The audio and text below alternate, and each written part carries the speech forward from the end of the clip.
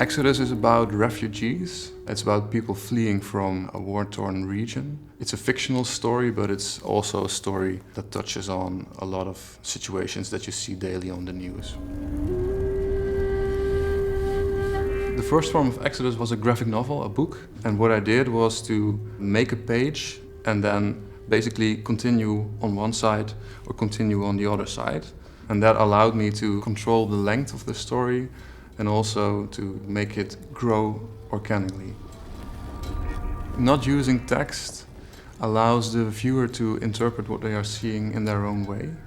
I think the way that I present things will steer them in a certain way, but it's up to the viewer to decide what this story means and what is happening to these people that you are following.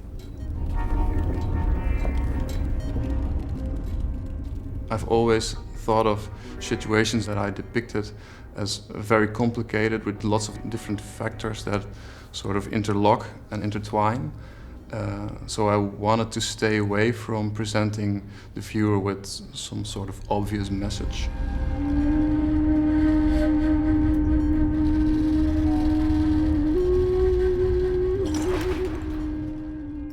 The first time I saw the book, it was very clear already that it would work really, really well as a vertical scroll.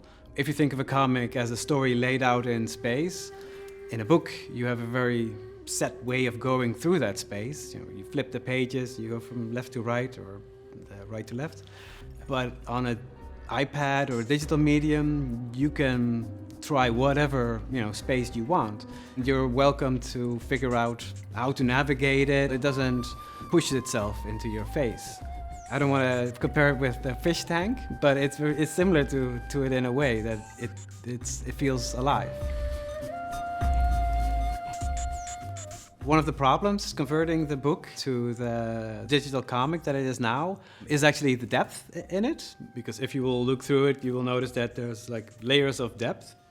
But of course, the original book was not made for that. It's a 2D composition. And as soon as you pull the layers in depth, you get like differentiation in the composition, and you will lose stuff in the top and bottom. One place where Exodus really shines is where the music mixes from one soundscape to another soundscape without any clear cuts, but it does change the mood. So it becomes kind of like a composition that you control as a viewer.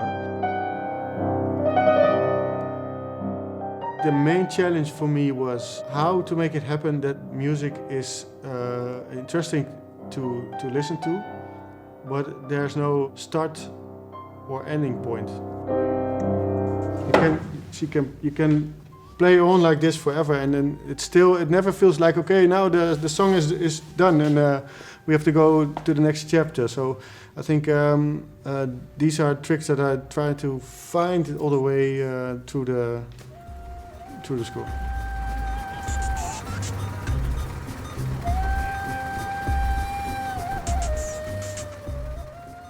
The role of the music is to add to the drama of the storytelling.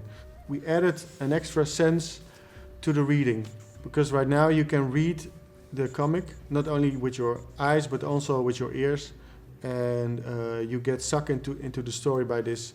I think I'm most proud of not so much my work on it, because I like my part in it is very limited, but I love how so many people came together, and clearly it's Jasper's the story, but then Olger's music added so much to it also, and then it all comes together in a very coherent piece.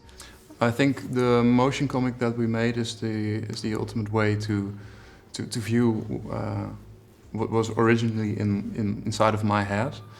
I think André and Olger did a fantastic job of translating sort of my vision with their expertise into something that's a lot better than what I could have come up with.